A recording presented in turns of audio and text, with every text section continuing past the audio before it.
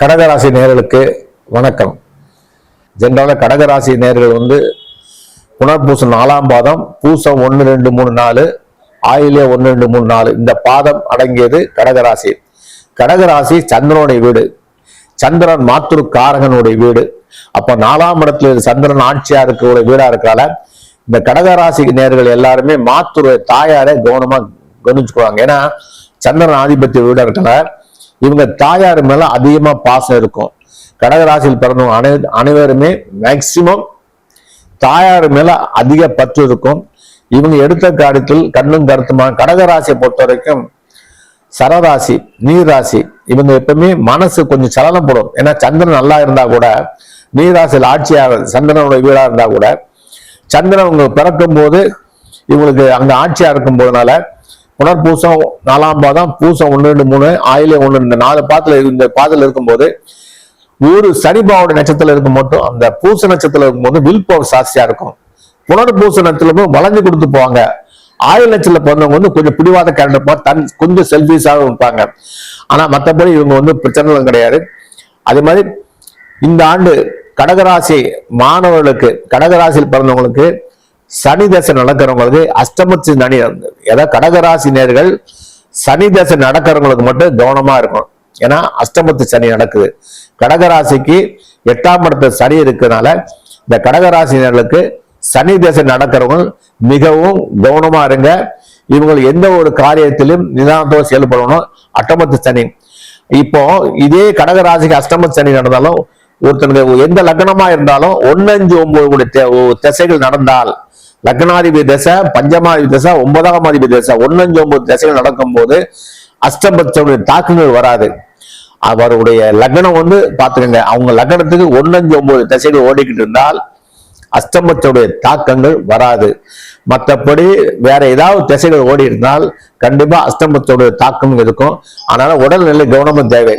So ஹெல்த்தை பார்த்துக்கணும். மற்றபடி இவங்க எந்த ஒரு காரியத்திலும் கண்ணும் கருத்தமா இருக்கணும். பிடிவாத கேரக்டரா இருப்பாங்க. கடகராசிக்காரங்க என்ன கொஞ்சம் பிடிவாத கேரக்டர் இருப்பாங்க. நினைச்ச காரியத்தை சாதிப்பாங்க. எல்லா துறையிலும் முன்னேறக்கூடிய வாய்ப்புகள் இவங்களுக்கு இருக்கும். கடகராசிக்கு இருக்கவங்க சுக்கிரதசை நடக்கிறவங்களுக்கு, சுக்கிரதசை நடக்கிறவங்களுக்கு கலைத்துறையில் மிகவும் ஏற்றமா இருக்கும்.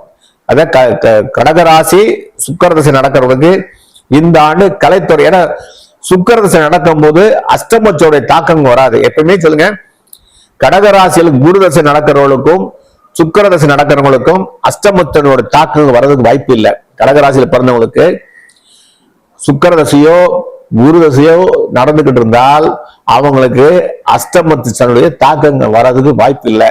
அதே மாதிரி 1, 5, 9 கூடிய திசைகள் புத்தியோ நடந்தால் அஷ்டமத்து தாக்கம் வராது. மற்றபடி எந்த ஒரு திசையோ புத்தியோ நடந்தால் அஷ்டமத்தோட தாக்கங்கள் இருக்கும்.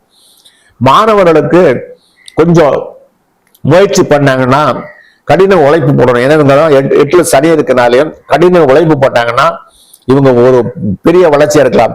கொஞ்சம் கவனக்குறையா இருந்தா அதுல டவுன்ஃபால் ஆயிடுவாங்க. அதனால இவங்க இந்த 2025 மார்ச் வரைக்கும் இவங்க கொஞ்சம் கவனமா முயற்சி எடுத்தாங்கன்னா காரியம் சக்சஸ்.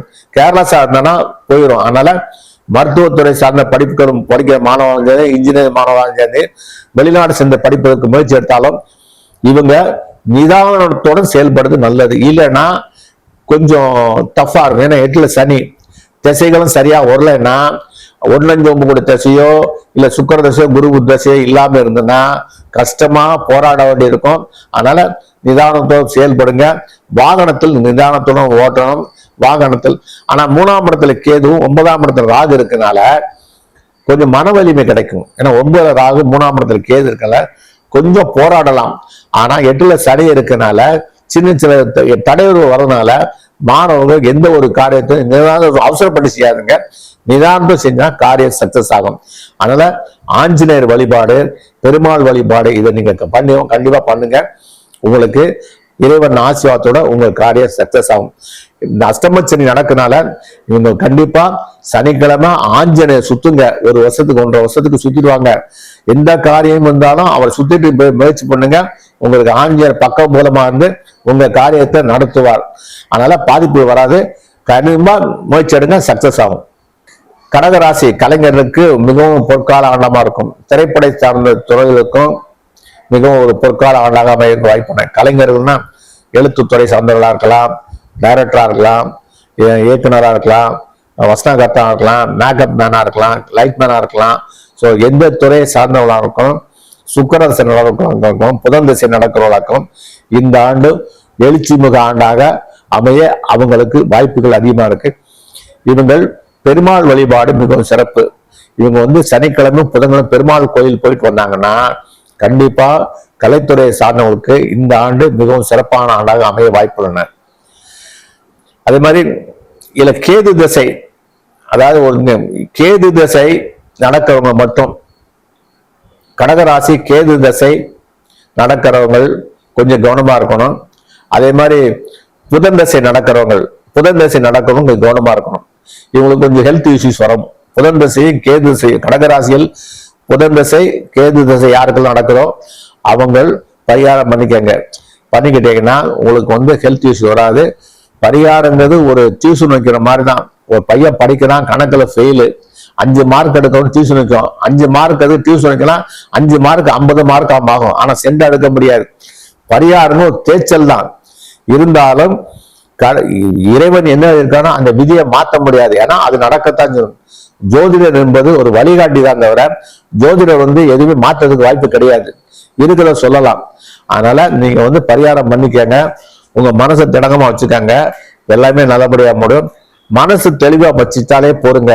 மெடிடேஷன் பண்ணுங்க, தியானம் பண்ணுங்க, பிரேயர் பண்ணுங்க. இதுதான், வேற ஒண்ணும் கிடையாது. உங்க விதியை யாரும் மாற்ற முடியாது. ஏன்னா இறைவன் எழுதி வச்சதுதான்.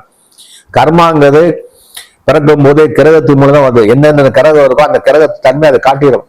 ஸோ அதுக்கு ரெமெடிஸ் எல்லாம் கிடையாது. அதனால நீங்க நிதானமா செயல்பட்டீங்கன்னா கடகராசிக்கு மிகவும் சிறப்பான ஆண்டாக அமைய வாய்ப்பு உள்ளன.